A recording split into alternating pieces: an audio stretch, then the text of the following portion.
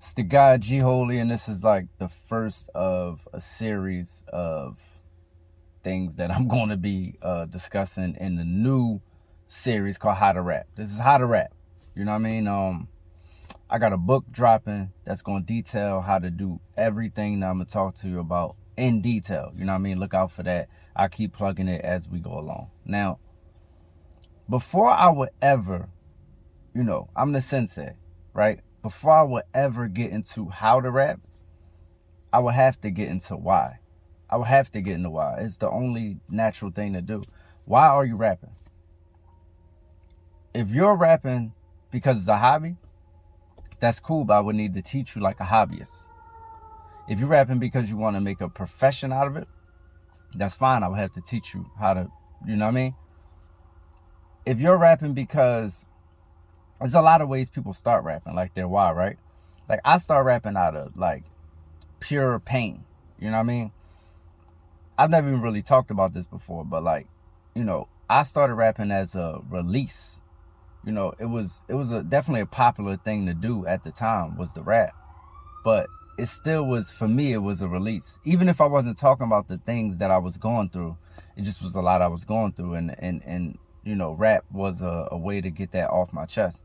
So, me and Rap's relationship, it's a purely passion relationship. It's 100% passion. There's no business in it. I didn't make a business out of it until later. I didn't really start seeing money, like real money from rap or anything like entertainment related until like maybe, I don't know, 3 or 4 years ago. So yeah, it's not that. That's not my relationship. My relationship with rap strictly, it was pure passion, 100%. And then once I got in it, I wanted to be the greatest rapper of all time. And that was my connection. That was my goal. My connection was really just, we was trauma bonding, right? Me and rap was trauma bonding. But as I grew, I wanted to become the greatest rapper. And it didn't take that long. I wanted my first rap, I felt like I was the best rapper out. My very first rap, I felt like I was the best rapper out. So I'm just saying, we have to get into the why you're doing it. You got to remember, if you don't know the why, then you don't have a good foundational point to stand on. And you don't even know, if you should be going as hard, pause, or you should be like, rap can be consuming, is what I'm saying. It could consume your whole entire life. It's an art form that you could never really master. So it's just consuming. It's a really consuming thing to have in your life. So if you're not really ready for that kind of pressure, I would say don't learn how to rap. I would say just rap. I would say just because it's a hobby. It's not something that you have to be great at. Like if it's not gonna be that pure passionate relationship, I would say don't do it. I would say don't do it at all. This thing gotta keep finding my face. It's so weird. Let me see if I move back a little bit. Yeah. So I would need to know the why, and as a bonus, I would also need to know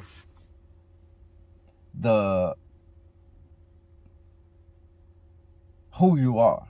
Like the why and the who, I think is the biggest two things when you're dealing with rap.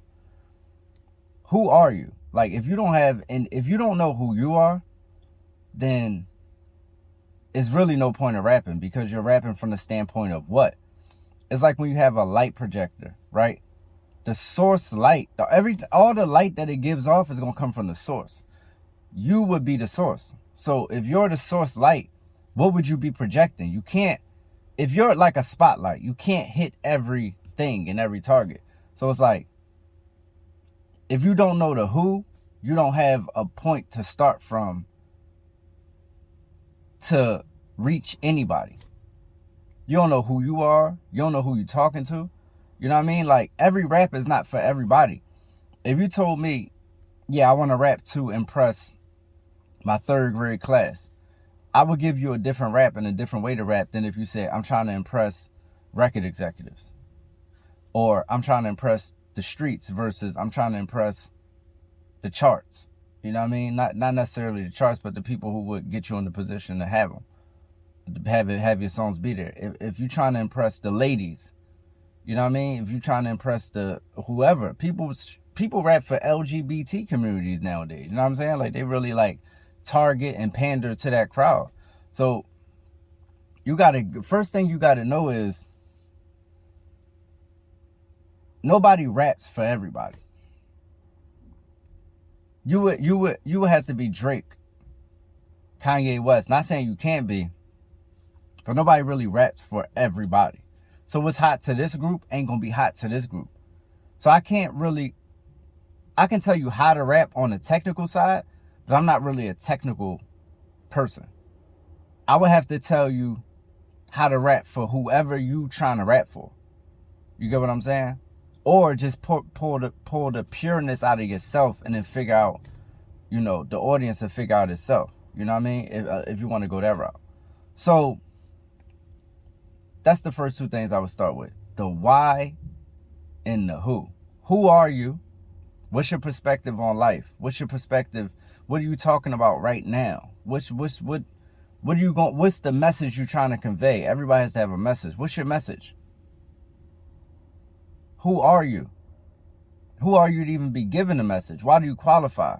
These are the things you're going to have to explain to your audience. It's your connection with your audience is going to be deeper than you rap good and they hear you rap good and that's it.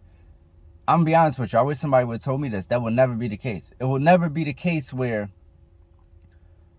people are going to connect with you because you're a good rapper. It's not going to happen. It's not going to happen. You could be the best rapper in the world and somebody ain't going to like you because of your outfit, your message, your voice, your whatever. You know what I mean?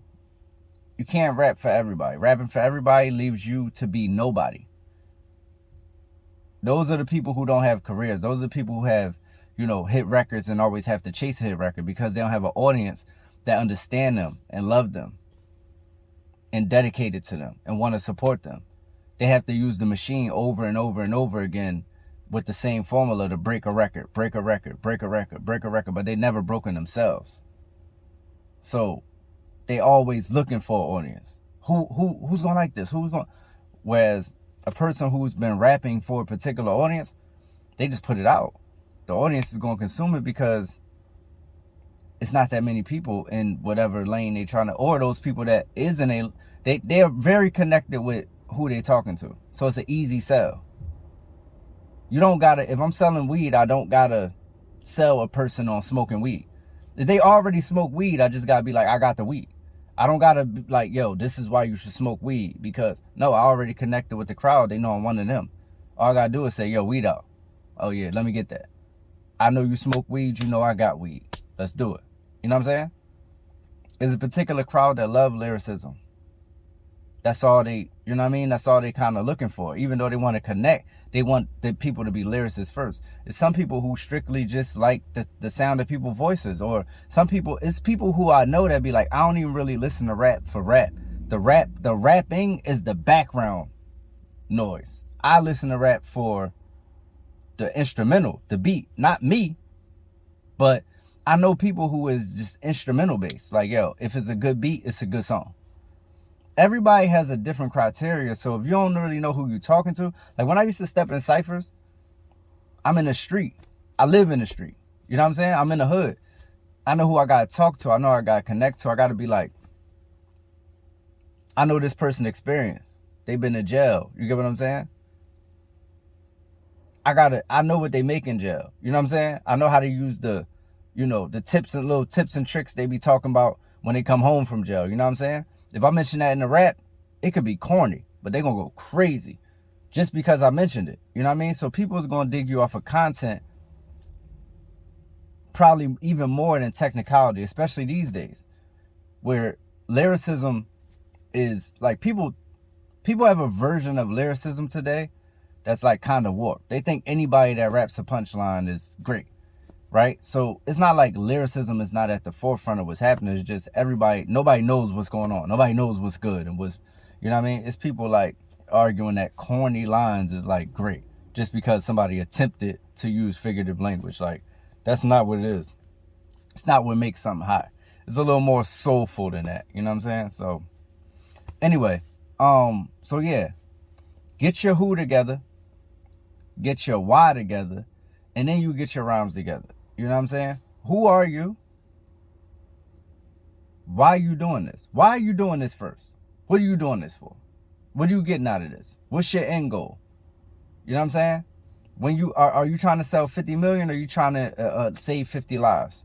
Or you trying to impress 50 ladies? You know what I'm saying? Or you want to talk to niggas that's doing 50 years?